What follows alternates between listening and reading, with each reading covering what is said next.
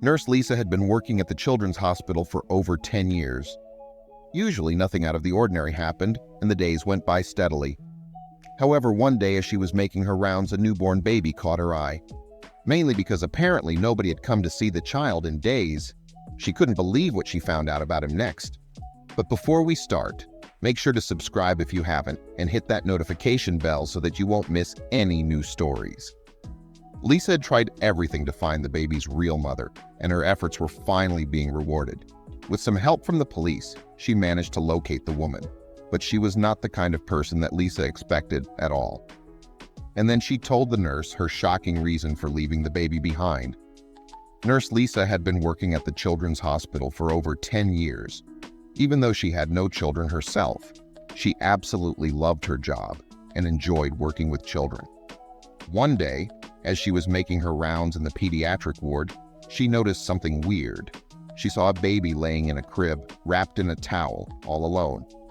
Of course, this was usually a perfectly normal thing to see at the pediatric ward, but in this case, Lisa had a weird feeling about it.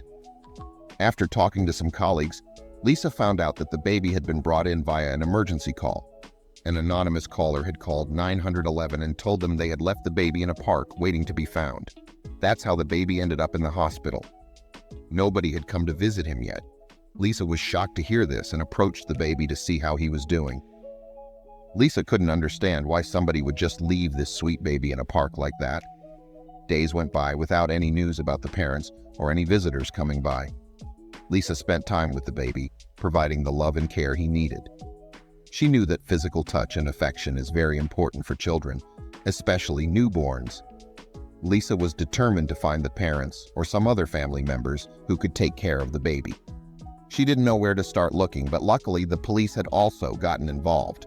Right after the baby was found, the police had started an investigation to find out who had made the call. The caller had used a public payphone, so the police could not trace the number directly back to them.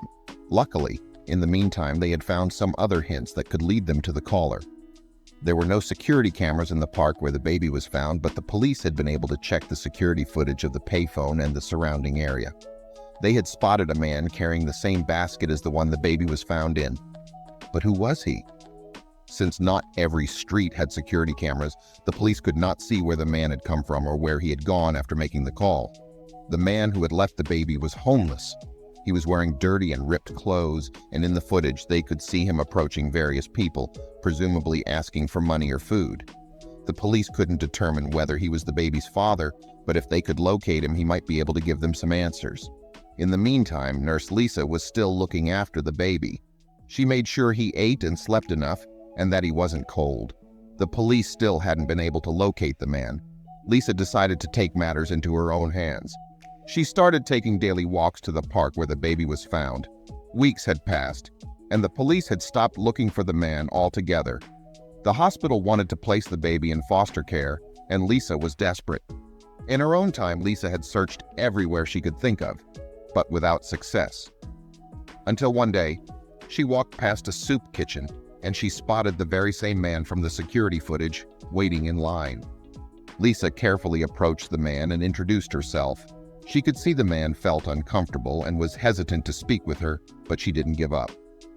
Eventually, the man succumbed and started answering Lisa's questions. Lisa found out that the man was not the baby's father. He had been living on the street for a few years after he lost his job and his house. One day, he had seen a woman sitting on a bench in the same park he had left the baby in. She was crying and holding the baby. She looked very upset. He had approached her, and with tears in her eyes, she had asked him, "Can you take care of my baby?" Before he knew what was happening, she pushed the basket into his hands, said, "Please, take care of my baby," and ran off. He was left with the baby and the basket. So he called 911, hoping to give the baby a chance for a better future. Lisa understood and agreed that he had made the right decision. Lisa had always believed in the kindness of strangers. She couldn't bear the thought of that tiny, innocent soul left alone in the world without a story, without an identity. "Who are you, little one?" The next day, a local soup kitchen brought her face to face with Peter, a wise-eyed homeless man who seemed to have stories etched into his wrinkles. Over a warm bowl of stew, Lisa cautiously broached the topic of the baby. Peter's guarded eyes flickered with recognition. "She came around a few times," Peter began hesitantly. "Name was Anna, I think." He scratched his grizzled beard. "A kind soul, despite the rough edges. Often spoke of a new start, hope, a future for her baby." Lisa's heart raced. Could this be a lead? Through covert discussions with Dr. James and her own ventures into the city's forgotten nooks, the picture started forming. Anna, it seemed, had been a regular in many homeless shelters, always on the move. "She used to work at that old bookstore on Elm Street," James shared, having spoken with an old colleague. A picture of Anna began to form in Lisa's mind. A woman with dreams and ambitions, but trapped by circumstances, trying her best for her unborn child. With a list of potential places, Lisa set out, intent on retracing Anna's steps. Lisa's persistence paid off when she chanced upon Margaret, a social worker. "Anna?" she pondered.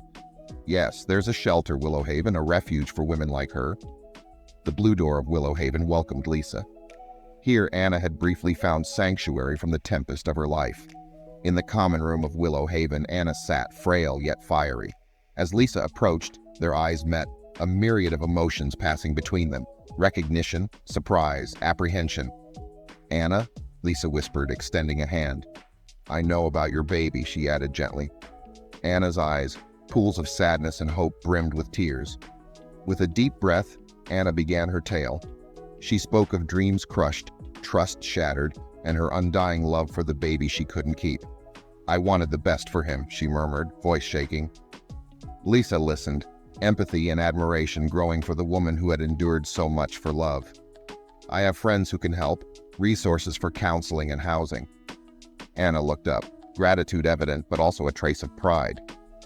"Thank you," she whispered, realizing that accepting help was its own form of strength.